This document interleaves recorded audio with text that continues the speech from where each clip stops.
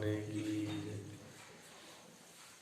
विचार क्या है, विचार किसका करना है, और जड़ का विचार कैसे है, चेतन का विचार कैसे है, ये प्रसंग कल चला था।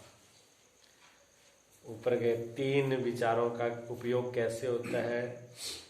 तत्वमसि महावाक्यों में स्थित त्वम पद और तत्पद का वाच्यार्थ जीव और ईश्वर, 3 की उपाधि जो प्रपंच, इनकी उपाधि है। ईश्वर और जीव दोनों की उपाधि है। ईश्वर की उपाधि अविद्या है यानी अज्ञान है, और ईश्वर की उपाधि माया है। माया उपाधि होने के बावजूद भी ईश्वर के माया अधीन होती है बातें हैं। माया के अधीन जीव होता है और माया ईश्वर के अधीन होती है। माया ईश्वर के इशारे पे चलती है, और माया उपाधि होने के बावजूद भी ईश्वर को ज्ञान होता है। सतोगुण है, उनको ज्ञान होता है। बंधन में नहीं होते ईश्वर, ईश्वर बंधन में नहीं होता है, जीव ही बंधन में होता है। इतना फर्क है। लेकिन फिर भी उसमें माया की उपाधि है। उससे माया की उपाधि वो पर्दा भी हटा दिया जाता है, तब वो ईश्वरी ब्रह्म होता है। और जीव का भी ये पर्दा जब उठा दिया जाता है अविद्या वाला, तो ये आत्म स्वरूप है इसका रह जाता। आत्मा और ब्रह्म एक है, दोनों एक है। दोनों प्रकाश एक है। जो प्रकाश में भेद हो रहा था, ये प्रकाश अलग है, वो प्रकाश दोनों एक ही हैं। ये आकाश और वो आकाश अलग है, वो आकाश ये आकाश अलग अलग नहीं रहता। तो उसका तत्व पद का वाच्य अर्थ क्या था, जीव, और लक्ष्य अर्थ क्या था, आत्मा। वेरी गुड, याद रहा। और ऐसे ईश्वर का तत्व पद, ईश्वर का जो है वाच्य अर्थ क्या था, उसका क्या, तत्पद का वाच्य अर्थ ईश्वर, और तत्पद का लक्ष्य अर्थ ब्रह्म। ठीक। तो इनके जो इधर वाली जो उपाधि वाले है वो तो भेद है। जीपना और ईश्वर में भेद है। माया और उपाधि वो किसकी वजह से है, माया और अविद्या की वजह से है। एक छोटा एक बड़ा है। उनको मिटाने के बाद एक छोटा घट की तरह है, एक बड़ा तालाब की तरह है। उन दोनों का भेद है। उन दोनों को भेद हटाने के बाद में लक्ष्य एक ही ब्रह्म रूपी ही है, ब्रह्म ही है आत्मा में, वीटो पावर है। अब कोई आत्मा की उपासना करता है, आत्मा की भक्ति होती है। कोई भक्ति की बात करे कि फिर किसी देवी देवता की पूजने की जरूरत नहीं, पूजने की जरूरत है। जो आत्मा का ही रमण करता है, जो अपनी आत्मा में ही मस्त है, जो आत्मा के अंदर ही हर स्मरण में रहता है, तो उसको किसी भी देवी देवता की पूजा करने की जरूरत नहीं होती है, करता भी नहीं है। क्योंकि आत्म देव सबसे बड़ा देव है। आत्मा से बड़ा कोई देव नहीं है। फिर किसी की उसको पूजा करने की जरूरत नहीं रह जाती। देवी देवता और ये सब बहुत नीचे रह जाते हैं। आत्म की सिद्धि होने के बाद सभी देव अपने आप सिद्ध हो जाते हैं। फिर वो जो चाहेगा वो चीज हो जाएगी। अगर उसको किसी से कोई है भी, पहली बात तो संकल्प उठता नहीं। अगर संकल्प उठ जाएगा तो वो चीज हाजिर होती है। भागवत के अंदर जड़ भरत जो थे वो अपनी आत्मा में रमण करते थे, ज्ञानी पुरुष थे वो, लेकिन बाहर जड़ की तरह रहते थे। तो जब उनको पकड़ लिया उन्होंने, बिलो ने पकड़ लिया, तो उन्होंने माँ की बलि देनी थी। तो वहां और तो कोई मिले नहीं, वो ही मिले थे मस्त। उन्होंने कहा ये बहुत है मोटा ताजा, चलो ले चलो। वो तो अपने मस्त आत्मदेव में मस्त थे, अपने आत्म भाव में रम रहे थे। उन्होंने कहा ले चलो। उन्होंने कुछ भी मना नहीं किया। वो अपने ना उन्होंने हाँ ना, जैसा वो बोले वैसे ही उनको निला दिया। ठीक है, खिला पिला दिया, तैयार कर दिया। जब उनको बलि चढ़ाने की नंबर आया, उनके तलवार से गला काट के माता को चढ़ाने लगे, तो माता प्रकट हो गई। माता प्रकट होकर के जो तलवार वो पंडा लेकर के जड़ भरत को काटने के लिए तैयार हुआ था, उसी तलवार से जितने वहां पर खड़े थे वो पंडा बलि वाले, सबके सिर उतार दिए माता ने और अपने कुंडल में और जड़ भरत को माता ने आशीर्वाद दे करके वहां से विदा कर दिया। अब माता जड़ भरत ने कोई माता की पूजा नहीं करी, कोई माता को स्मरण नहीं किया, कोई माता को याद नहीं किया, तो समर्पित थे। क्यों? वो अपनी आत्मा में रमण करते थे, माता आत्मा से भिन्न नहीं है। यानी उस आत्म शक्ति, उस ब्रह्म शक्ति, उस ईश्वरीय शक्ति से माता भी अलग नहीं है। माता किसको बोलते हैं? माता शक्ति को कहते हैं। माता किसको कहते हैं? शक्ति को। शक्ति क्या है? शक्ति एक ही है, ब्रह्म परमात्मा, बिट्टो पावर एक ही है। जैसे प्रधानमंत्री, पूरी सरकार का जो प्रधानमंत्री है, बिट्टो पावर उसके पास है, उसके नीचे जो भी काम कर रहे हैं वो उसी से कर रहे हैं। अब जो व्यक्ति प्रधानमंत्री है उसको अलग अलग पद लेने की जरूरत है? फिर उसके बाद तो सभी पदों का अधिकार है। इसी प्रकार आत्म देव की पूजा करने वाले को सभी का अधिकार आ जाता है। कोई ये नहीं सोचे कि नहीं, हाँ वो किसी का विरोध नहीं करता है, किसी का विरोध नहीं करता है। लेकिन जब ये बात आएगी ज्ञान की, सच्चाई की, कि अगर कल्याण चाहिए, सबसे मुक्त होना है और विट्टो पावर से जुड़ना है, तो फिर ये सब चीजों का त्याग होना ही होता है। ये निश्चित है। तब इनका खंडन, तब कह देंगे कोई नहीं है ब्रह्मा, फिर ब्रह्मा विष्णु शिव कुछ नहीं है, तब ये बात तय हो जाती है। लेकिन ये उस स्टेज की बात है जब आत्मा, ये अहंकार की बात नहीं है। अब ये बात आई नहीं, आत्मा का ज्ञान भी है नहीं, परमात्म शक्ति का ज्ञान भी है नहीं, अपना है मिटा नहीं, और बस मैं किसी देवी देवताओं को नहीं पूछूंगा, उठा के फेंक दूंगा, मैं पूजा पाठ नहीं करूँ, मैं यज्ञ को नहीं मानता, मैं ईश्वर को नहीं मानता, मैं ब्रह्मा विष्णु शिव को नहीं मानता। ये बातें मूर्खों की है। ये अपने अहंकार को और मजबूत करना है, और ऐसा व्यक्ति ना इधर का रहेगा ना इधर का रहेगा। ब्रह्म ज्ञान भया नहीं और कर्म दिए छिटकाए, तुलसी ऐसी आत्मा सहज नरक में जाए। उसने तो जैसे कबूतर बिल्ली को देख के आंख मीच लेता है, तो बिल्ली को फायदा होता है कि नुकसान होता है? फायदा होता है, क्योंकि अब उसको, बिल्ली को कोई प्रयास नहीं करना। कबूतर के पास पंख है, वो उड़ जाता, बिल्ली क्या कर, कुछ नहीं कर सकती थी। लेकिन कबूतर तो आंख बंद कर लेता है कि बस अब मैंने आंख बंद कर ली, दुनिया खत्म हो गई। पर दुनिया खत्म नहीं होती, बिल्ली को आसान हो जाती है, काल जल्दी आ जाता है। तो ऐसे जो व्यक्ति आंख बंद करके कहते हैं हम किसी को नहीं मानते, ऐसा कहने से कुछ नहीं होता है। विचार से अगर कोई बात आती है, समझ पूर्वक आती है, तो उसका फायदा है। अगर समझ में, वास्तव में अगर आत्मज्ञान है, वास्तव में अगर आप परमात्मा से जुड़े हो, तो फिर आप किसी का विरोध रहा कहाँ? वहां तो सब अपने में दिखते, वो उसको अब देवी देव सब अपने अंदर ही दिखते हैं, अलग नहीं दिखते। जरूरत नहीं पड़ती, और जरूरत पड़े तो सब चीज प्रकट भी हो जाती है। उनके काम लोग, इसलिए ज्ञानी पुरुष के कोई कार्य रुकता नहीं, काम नहीं रुकता है। वो कोई धूप अगरबत्ती नहीं लगाता, नहीं कोई रहता, ना कोई बलि चढ़ाता, कुछ नहीं, ओटे नडे कुछ नहीं करता। ज्ञानी पुरुष का संकल्प हो गया, इधर संकल्प उठा, उधर काम हुआ। विस्फोटक शक्ति है। जब आप मन बुद्धि चित्त का सब मन के वो आप बिल्कुल शांत हो जाएंगे। जब समुंदर, गुरुदेव कहते हैं, जब समुंदर शांत हो जाता है तो ज्वारवट आ जाता है। उसकी शक्ति इतनी उफान लेती है। अगर आपकी जो शक्ति व्यय हो रही है, मन में, बुद्धि में, इंद्रियों में, जो हर वक्त शक्ति खत्म कर रहे हो, आप बिल्कुल शांत हो जाओगे ध्यान मध्य आत्म भाव में, तो इतनी शक्ति उसमें, इतनी शक्ति है कि कोई कल्पना नहीं कर सकता। उसके खुद को समझ में नहीं आएगा कि कैसे हो रहा है, बिना हाथ लगे हो जाता है कर से। तभी कहते हैं कर बिन कर्म करे विधि नाना। कोई हाथ नहीं लगाता, परमात्मा कोई हाथ लगाते, तो हाथ दिखाता नहीं है, लेकिन फिर भी सारे कर्म उसी से हो रहे हैं, क्योंकि वो जो शक्ति है बिट्टो पावर, वो सब में काम करती है। ठीक है ना? तो ये उसका आगे कहते हैं, मैं जो तुम पद का लक्ष्यार्थ आत्मा, तुम पद का लक्ष्यार्थ आत्मा और तत्पद का लक्ष्यार्थ ब्रह्म हूं। इस रीति से ब्रह्म आत्मा की एकता को विचार करके साथ जान के अवरोध रखना, ये मैं कौन हूं, और ब्रह्म कौन है, इस विचार का उपयोग फल है।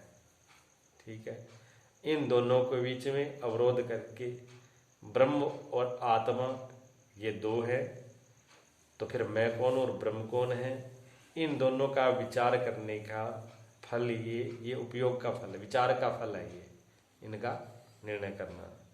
कहते हैं इस विचार का अधिकारी कौन है, सो क्या है, इसका अधिकारी कौन है, क्या है। तो कहते हैं इसका अधिकारी जो है, इस विचार का अधिकारी उत्तम जिज्ञासु है। ठीक है, उत्तम जिज्ञासु, इस शब्द को नोट करना है, ये मेन चीज है, ये लागू होती है हम पे, सब पे। उत्तम जिज्ञासु, जिज्ञासु ऐसे 3 प्रकार के हैं। ठीक है ना, उत्तम, मध्यम, कनिष्ठम, 3 प्रकार के साधु है, कनिष्ठ, उत्तम और मध्यम। लेकिन इसका तो उत्तम ही अधिकारी है, और उससे नीचे जो पावर विषयी लोग जिनको कहे, विषयी भाव जो संसारिक लोग हैं, जो विषय भोग संसार की बातों को जानते हैं, उनका तो इस रास्ते पर अधिकारी नहीं है। जैसे किसी आदमी को जज बनना हो और उसने ABC और काखा स्कूल में गया ही ना हो, और वो कहता है मुझे जज बनना है, स्कूल में गया था कि नहीं, पढ़ाई मैंने नहीं की, मेरे पास कोई डिग्री नहीं है, तो वो तो कल्पना ही ना करे भी मैं जज बनूंगा, उसका तो रास्ता ही नहीं है। जिसने डिग्रियां कर रखी हैं, उसके भी अगर उन्होंने 90% 80% नंबर मांगे हैं, तो जिसके 80% से ऊपर नंबर है और उसकी योग्यता है, तो वो आदमी तैयारी करे। उसे नीचे अगर 50% डिग्री भी है लेकिन नंबर 50% नीचे है, तो वो प्रयास तो करेगा, मेहनत तो करेगा, क्या पता कहीं नंबर आ ही आ जाए, उसका फिर भी कुछ ना कुछ क्या पता जुगाड़ लग जाए। लेकिन मेरे ऊपर, और जिसके फर्स्ट नंबर के नंबर है, 90% नंबर है, तो उसके वो उत्तम है, पहले उसको ले लिया जाएगा, वो सीट उसके लिए तैयार है, वो पहुंच जाएगा उस समय। इसी प्रकार में इसमें उत्तम जिज्ञासु, इसमें वैसी डिग्री वाला ही आदमी चाहिए, वैसी डिग्री वाला, तब इसके अंदर प्रवेश है विचार में, ज्ञान में। वो आत्मा का और परमात्मा का ज्ञान करे, सबके लिए नहीं है ये। दूसरों इसलिए किसी को वैसे बताओ तो उनके लिए उलझन ही है, वो छोड़ नहीं पाएगा और उलझ जाएगा। ठीक है ना, क्योंकि जब तक जिस चीज का हमें अधिकार नहीं होता, वो चीज तो अब तक हमें मिलती नहीं है। ये सरकार का भी नहीं है, परमात्मा का भी नहीं है, बिना अधिकारी के वो चीज प्राप्त होगी नहीं। अधिकारी होना वो जरूरी है, ये पहली शर्त है। हम कह रहे तो इसमें उत्तम जिज्ञासु कौन है, उत्तम जिज्ञासु है विवेक, वैराग्य, खट संपत्ति और मुमुक्षा, ये 4 सहित, ये 4 साधन कर सहित हुए, और ब्रह्म वित सदगुरु और वेद शास्त्रों को वचनों पर परम विश्वासी हुए, कुतर्क बिल्कुल भी न करे, ऐसा जो स्वरूप के जाने तज इच्छा वाला अधिकारी उत्तम जिज्ञासु है। कहते जिसमें विवेक, वैराग्य और खट संपत्ति और मुमुक्षा, ये 4 चीजें हो।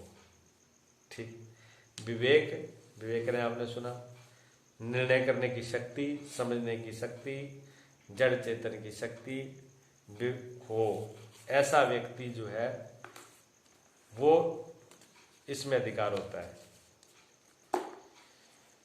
इसके अंदर दिया है प्रवेश के लिए, कहते हैं मल्ल विक्षेप जाके नहीं किंतु एक अज्ञान हवे, जब साधन सहित नर स्वाधिकृत मध्यान, ये विचार सागर, ये इसका बाप है, इसका ये विचार चंद्र हो गया, ये विचार सागर है। विचार सागर जो है वो लेखक एक ही है, मतलब संत एक ही है, जिन्होंने ये लिखा उन्होंने ये लिखा है, ये विचार चंद्र है, ये विचार चंद्र है, ये विचार सागर है। अब ये सोचिए विचार सागर कैसा होगा, अगर ये जिसने नहीं, विचार चंद्र जिसने नहीं समझा हो, सुना ना हो, पढ़ा ना, वो उसके विचार ये तो समझ में आसपास ही नहीं जाएगा। ये ऊंची क्लास है, ठीक है ना।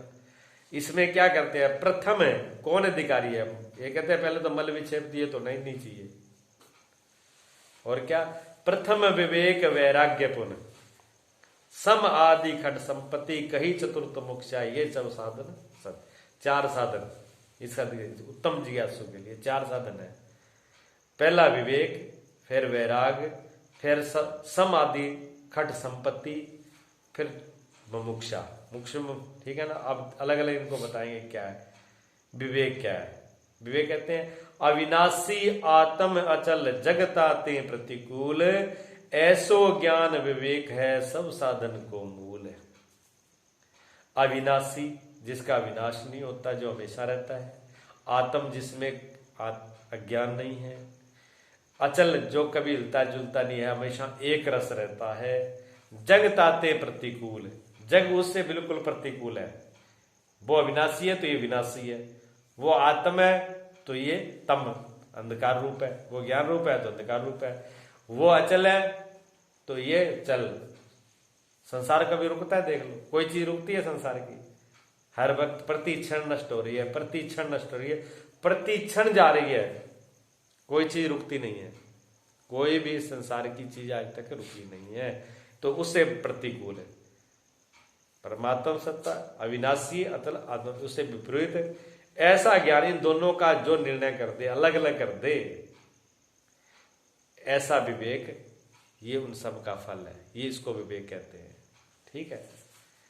इसके बाद में कहते हैं कि वैराग्य। वैराग्य क्या है? वैराग्य कहते हैं ब्रह्म लोक लो भोग चहे सबन को त्याग, वेद अर्थ ज्ञाता मुनि कहता है वैराग। ब्रह्म लोक लो भोग जो चाहे सबन को त्याग। हिसाब लगा लो, आदमी कितना रागी है, छोटी छोटी चीजों में उलझ जाता है, इतना राग है। छोटा सा कोई भोग मिल जाए उसमें दीवाना हो जाता है। सुंदर चेहरा देख ले उसी के पीछे चल देता है, सुंदर गाड़ी देख ले उसी के पीछे चल देता है। किसी लुभाने वाली चीज को देख के वहीं उसका मन डोलने लगता है, वहीं आकर्षित हो जाता है। और ये कह रहे हैं इसमें प्रवेश करने के लिए ब्रह्मलोक लो, ब्रह्मलोक के भी, स्वर्ग लोक के भी भोग, वहां की अप्सरा भी फैला है जिसके सामने, उनकी भी इच्छा ना करे। ठीक है ना। ब्रह्मलोक को भोलो चाहे समन को त्याग, उनका भी सबका त्याग कर दे। देखिए आपने राजा महाराजा जब इस रास्ते पे चले थे, सिद्धार्थ गौतम बुद्ध, 16 रानियां थी, यह युवा अवस्था सी, पूरी भरी जवानी, और छोड़ करके चले जाते। पूरा राजबाज ठाठ वाठ सब, इतना राजमहल राजधानियां 1 मिनट में चल देते हैं, लौट के नहीं। और तो जानते भी नहीं है, तब वो समाधि में प्रवेश करते हैं, तब उस रास्ते पे चलते हैं। जो थोड़े थोड़े राग में उड़ जाए वो क्या, वो उसके लिए रास्ता नहीं है। ये धर्म का रास्ता है, ये धर्म का रास्ता है। कहने का कोई कहे, आश्रम में आप आते हो, मेरे पास आप बैठते हो, ठीक है ना। यहाँ क्या बातें होती है, क्या चलता है, वो आपको पता है। बाहर बैठा हुआ आदमी सिर्फ बातें बना सकता है, वहां जाते हैं बैठते हैं, क्या सत्संग करते हैं, क्या करते हैं, वो तो यहाँ बैठने वाला जानता है यहाँ क्या बातें चलती। यहाँ कोई नशा नहीं होता, यहाँ कोई विषयों की बातें नहीं होती, यहाँ कोई संसार की बातें नहीं होती, यहाँ कोई राजनीति की बातें नहीं होती, यहाँ सिर्फ अपनी ही बात होती है। लेकिन ये बाहर बैठे हुए आदमी के समझ में नहीं आएगा। वो सिर्फ अंदाजा लगा सकता है, जैसी उसकी बुद्धि है वैसी बातें कर सकता है वो, इसके अलावा उसके पास कुछ नहीं होगा। ठीक है ना। तो बाहर किसी चीज को निर्णय नहीं, इस रास्ते पर जो चले उसको मालूम है कैसे चला जाता है। लोग कह देते हैं उन्होंने क्या, वो तो ठाठ से रहते हैं, मस्ती से रहते हैं। ठाठ और मस्ती ऐसी नहीं होती। जंगल के अंदर एक राजा भटक गया, राजा जंगल में भटक गया, और अब पत्थर के मील तो लगे नहीं, रास्ते भी है नहीं, निशान भी है नहीं, और जंगल घोर किधर जाए। देखा निकलने का कहीं नहीं, सब लोग छूट चुके। सुबह से शाम होने जा रही है, खुद को प्यास लगी, घोड़े को प्यास लगी। तो राजा ने दिमाग लगाया, अभी अब तो कोई व्यक्ति यहाँ मिले तो ही प्यास पड़ेगी, नहीं तो मरना ही है। रात हो गई तो जंगल में वैसे ही जानवर खा जाएंगे।